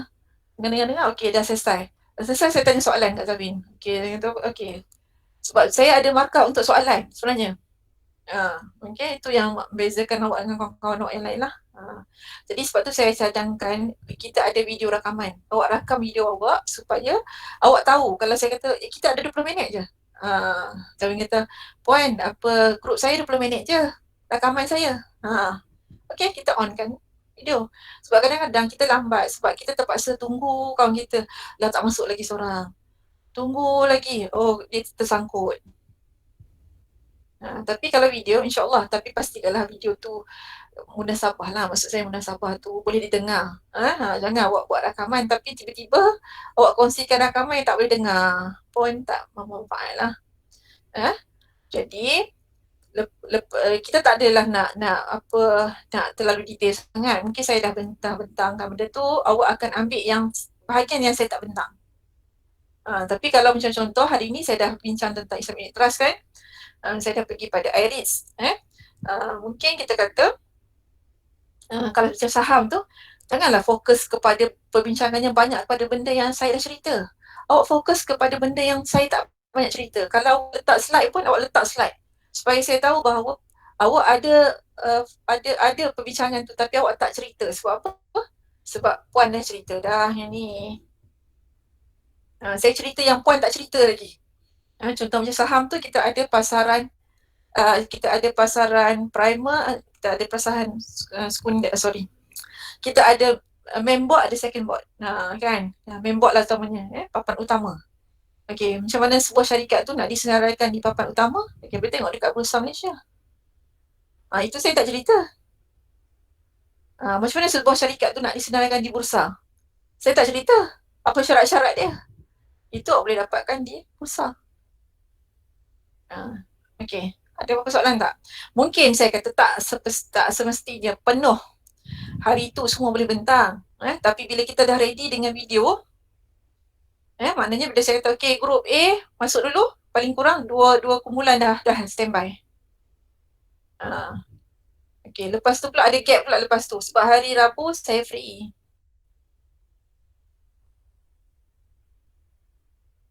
Okey. Atau macam ni lah. Hari Rabu. Sekejap. Hari Rabu ada ni tak Puan. Ya. Saya cadang tak nak bagi tolak call aku, better ikut apa? Ikut senarai. Boleh. Tajuk yang pun bagi. Boleh. Kita tahu. Okey. Macam ni lah, macam ni. Sebab hari Rabu baru ni telah diputuskan ada saya ada bengkel satu hari. Satu hari saya ada bengkel. Jadi kelas awak hari Jumaat sebenarnya banyak tak banyak? Tak banyak Puan, tapi adalah kelas tu. Tak apalah. Dia bukan satu bila saya on, bukanlah maksudnya satu kelas tu. Kalau saya on untuk kelas A, 6A, maksudnya 6B tak masuk tak apa. Okey? Kalau saya on untuk kelas B, 6A tak masuk tak apa. Boleh tak macam tu? Boleh tak? Boleh Puan. Boleh Nanti saya semak balik, saya ni balik berdasarkan kepada apa yang dah awak daftarkan, saya susun balik ikut turutan. Memang sepatutnya dah ikut turutan tu, tapi takut lagi nanti dia kata, Puan tak tulis pun, grup saya grup pertama. Okey? Tapi saya cadangkan macam itulah, rakaman supaya kita boleh bajet dengan tepat masa tersebut. Maksudnya kalau setengah jam. Tak ada isu dia akan drag sebab apa internet punya problem ke dan sebagainya. Dan akhir sekali kita boleh dengar apa soalan, saya nak kemukakan soalan. Kalau awak sendiri pendengar awak rasa macam oh macam tu awak pun nak tanya soalan pun boleh dengan kawan awak, ataupun kawan awak tak boleh jawab, saya boleh bantu. Tapi maksimum 30 minit saja. Maksimum 30 minit saja. Jadi macam inilah sebab kebetulan saya baru perasan. Jadi saya cek jadual tadi, bengkel saya dijadualkan hari Rabu ni. Untuk ketua jabatan, ketua program dan sebagainya telah pada hari Rabu ni, iaitu pada berapa bulan Rabu ni? 2 ke 3 Rabu ni?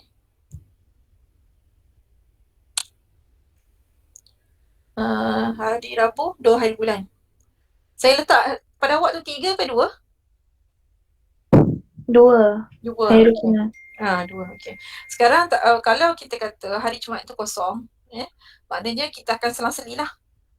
Maksudnya saya akan tengok jadual grup apa? Grup 6A dulu, saya akan bagi tahu nanti sekejap lagi. Siapa yang akan kita kata bermula grup A dulu, masa pukul berapa, dan grup B seterusnya mengikut kepada jadual yang telah awak kemukakan kepada saya lah. Saya rasa tak ada masalah apa. Boleh kita bersurai? Ada lagi tak soalan? Tak ada Puan.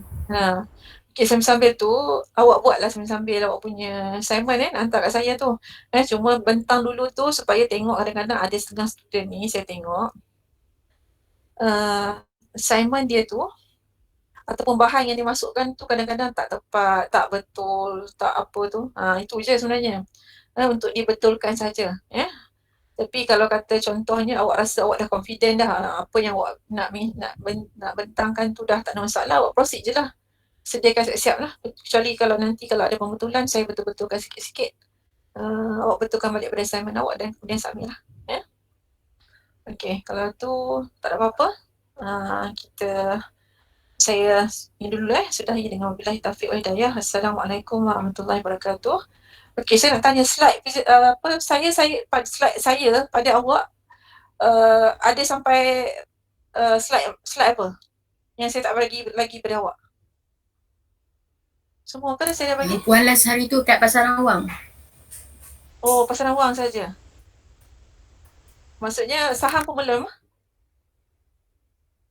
Belum Puan. Saham, okey. Tak apa, saya bagi sekarang lah. Okey. Assalamualaikum warahmatullahi wabarakatuh.